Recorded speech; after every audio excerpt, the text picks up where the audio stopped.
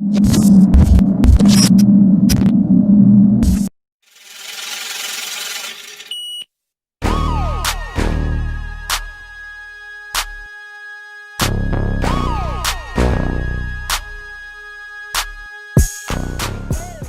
right, man, what's cracking? It's your homeboy, the Guru here. Another edition of Black and White Conversation, episode 3 on the marathon. I got a very special guest in here with me today, my homeboy Steve Cash. What's cracking, homie? What's good, man? Steve Cash, how you doing, brother? I'm good, man. I appreciate you for stopping in. And, Thanks for having me, man. Yeah, no doubt, bro. So I'm gonna just go ahead and get started with this shit, bro. So first and foremost, where you from? Originally Delaware, but Tampa, Florida to death. That, I mean, it's raised me. It's like this is my home. This is home for me. That's what's up, man. I always say originally first because people they swear I don't sound like I'm from here. I understand, but it's like I'm too southern to be from the north, too northern to be from the south. So All right. it's home. That's what's up, bro. So first and foremost, man, like I met you later on in life, but I want to get, for me and for the audience, how did you get on your fitness journey? Where did it start from? What inspired all that stuff? Like, because I know obviously you had to obviously go through something to get where you are today. So tell me about your journey to get started. All right. Long story short, I think with most people, as they can probably agree and probably will go through, when you hit adulthood, your metabolism slow down. And I was a very active kid, but when I got into the corporate world and I started, just having a desk job, right, pounds started packing on. You know what I'm saying? Right. It was like easier for me I wasn't much of a cook at the time, so it was easy to go to fast food, breakfast, lunch, and dinner. You know what I'm saying? Right. Mm-hmm. So after a while, I just realized, like, damn, I'm damn near 300 pounds in this bitch. Like, it happened fairly quick. So I just decided, like, enough was enough. Like, so I just wanted to go on a fitness journey, and it wasn't like always easy. It's not saying I just jumped on it was easy right away. I tried little things. I tried fruit diets. I tried jumping rope, riding bikes. But ultimately, I just found nothing worked better than old-fashioned dieting and exercise. So do you feel like when people want to go on their exercise journey or weight loss journey, mm-hmm, you think all the extra shit is for like the South Beach shit and all that other shit? Like, you mean those style diets? You mean like the South Beach diet? Like, not that particular, but like the shit you see that, because we're in business to make money. Mm-hmm. So if I, hey, I can get you right, come over here with me. Like the shit you see in the stores, like the South Beach diet or the grocery store, this is low fat carbs, some shit like that. Right. So I'm saying, like you said, just simplify it to old-fashioned diet and exercise. So, products do work. That's the thing. They do work. But the goal is you have to find something that you can sustain past that. I can put you on a 2 to 3 shake a day diet, and you will lose weight because, for one, you're going to lose weight anytime you take a solid. And anytime you stop putting solids in your body and only put it in liquids, of course you're going to lose weight. But what happens when you no longer are on that shake diet? You have to find something that you can sustain. So yeah, it will work, but it's more so short term. So I would recommend you find something that you can do and sustain on a regular daily basis. You gotta make it a lifestyle change, not a for now change. I mean, so somebody well, first of all, how long have you been in business? I've been doing this since I started when I was 24, and right now I'm 35. So I've been doing this for like 11 years. So do you have your own business that you? I have my own meal plan that I designed for myself, but that came with understanding on exactly how dieting works a little bit later on in my fitness journey. Like right off the bat, I was making a couple of mistakes, but you live and you learn. Like I didn't have any help, so I was only doing this strictly from things I would read and things I would try on myself, and I kept what was working, and I got rid of what I felt wasn't for myself. So you pretty much learned as you go, yeah, pretty much. But I'm saying like if somebody wants to reach out to you, say, Steve, man, damn, you're an inspiration to me. Because I've told you personally, like, yo, I respect what you're doing. Mm-hmm. You still got an autograph? Yeah, you know what I'm saying? It's a little faded. I may need to know. I get you another one, no problem.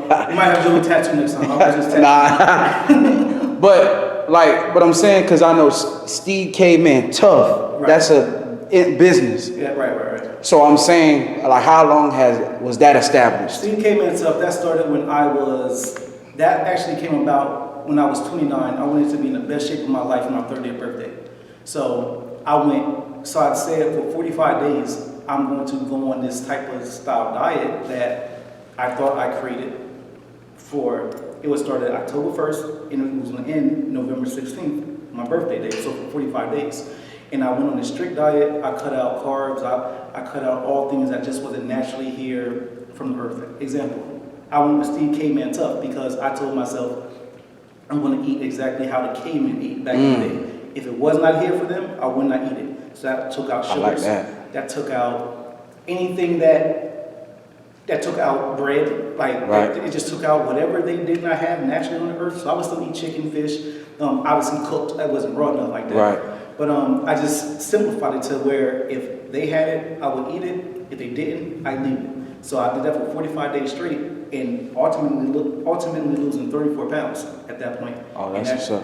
And after that, I kind of documented it all, and I just created Steve Caveman Tough.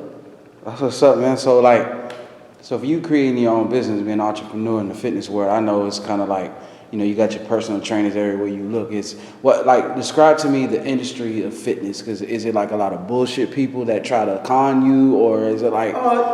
Sure. Because I know that's everywhere. Yeah. Con men, but I'm saying, like, what's the best thing about being in fitness? If you win it because you really want to help people, that's the best part. The fact I can literally watch someone that really wants something transform their whole entire life from.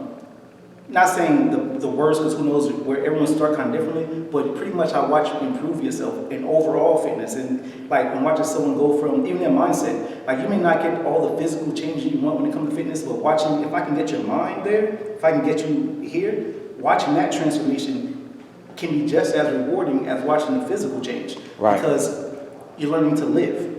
Right. I want you to live. Like I want you to, especially as black people, we have horrible diets from our sodium, like in diabetes and things like that. If I can get you to live longer, that's my ultimate goal. We just trying to live like that's it.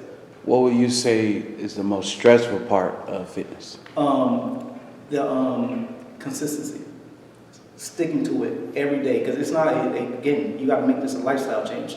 If you're not consistent, it ain't gonna work. But that's with anything. If you're not consistent with anything, it ain't gonna work. Right. But being consistent is the most stressful part. For the people that always say, damn, man, you know, I want to lose weight and, you know, I really want to do it this time, but they waste time. How often do you get that? Because I'm pretty sure you probably get a lot of business inquiries. What will make Steve, like, go and help somebody? Because I know you, like I said, you get a lot of shit on your desk. Mm-hmm. What things you turn down and what things you will help people? Like, honestly, I don't turn anything down. I kind of let, like, your actions speak louder than words. You can say you want something. I mean, I'm always, anybody that reach out to me on Instagram, I'll interact. Hit back. I always interact. And I have several people that always say they want it, and they still don't do what I told them to do. Mm-hmm. And I don't really let it frustrate me because it's on you. I'm giving you exactly what to do. You may not want to hear it, but I've already told you what to do. But in social media, if I ever feel overwhelmed, I can shut down. I won't check for that day or a week if I need to. Fuck it, I won't check for a month if I need to. Right. But the majority of the time, 9 times out of 10, I always sit back. But what's the first one? I'm sorry, I was asking. You know, you answered it already about saying that when people inquire, what do you turn down and what do you? All right. Yeah. So I pretty much don't turn down anything. I really what keeps me motivated and what I will even go the extra mile and check on someone after we already had our exchange and they bought whatever they bought and whatever, is when I see that they're really trying. That keeps me motivated. Right. Watching other people get success with this fitness game, that gets me motivated. I need motivation too. Like I'm not always on. Yeah, right. I mean, hell, I fall off too. Like I say, it's a constant grind. Right. Man, it's crazy because I know probably, you know, because you're in the service to help people. I know. Have you ever got caught up emotionally, like when you met somebody, like you got on a journey with them, and they're not doing it right, but you wanted it more than them? Has that ever happened? Yeah, that happened before, but early I realized I can't want it more than you. If I want it more than you, it's never gonna work. I can want the world for you, but if you only want a state, and I'm trying to give you the world, you just gonna get your state. Like that's that. Like you don't want it bad enough, and I can't want it for you. I'm not gonna go through the stresses of wanting it more for you than you want for yourself. Because actions speak louder than words. 100. So I'm gonna take it somewhere else real quick. So I want to talk about the podcast, and so when I met you back in 2016. That's crazy, time fly. I met you at Mike's crib. You know what I'm saying? When y'all was getting it in. When did you meet Mike? Shit, I was this middle school, 8th grade. So what, I was like 14, 15, like something like that. 14. And was he always a smart ass, slick ass as he is today? You said smart and slick? Yeah, Mike always been a cool dude. Always easy to get along with. We pretty much clicked right off the bat, but I guess it ain't hard when you have things in common. Right. Basketball, you know what I'm saying? Right. And, little girls around the neighborhood, so it kind of like yeah. Go. So, tell me about like the first time like Mike brought to you, like, man, I want to get you on a podcast. Oh, we fast forwarding. Yeah. It's not just. It wasn't like that. It wasn't just like strictly into the podcast. Okay. Me and Mike, we've done a lot of things together. No freaky. Just like just from music when we used to rap. We always been around like studio and record. Tell me about the experience of y'all rapping. How long were y'all rapping? Honestly, I mean, it kind of, again, that's just something that just naturally happens when you're a fan of music, you know what I mean? Right. Like, was like, from listening to rap, liking words that mean things, like, you write something, listen, we come up with freestyling just for fun. Now, let's try to record something, let's go to the booth, let's pay for the studio time and see how this goes. But even with our failed rap careers, we say failed, it's still funny. But anyway, even after that, like, just podcasting was just almost like the evolution of what we was already doing. Like, we still got this equipment, we still like to talk hip hop, we still like to just talk in general. Why not just record our conversations and put it out and see what happens? So the first time that y'all laid down the episode and Mike played it back for you, what were your thoughts? Were you like, damn, I want to do this shit, or like, My first thought was I didn't like my talking voice. I remember I was lit, I was extra lit. I actually remember our first one. What was the first episode about? Very loosely based. It was about everything. It wasn't a topic. Yeah. It was just talking because we just figured it out. We even got interrupted. Someone even came through. It was just. But we was trying. That was the very first one. I was listening to it like it was echoes because we didn't have it quite yet. You know what I mean? But right. That was the first one that you asked about.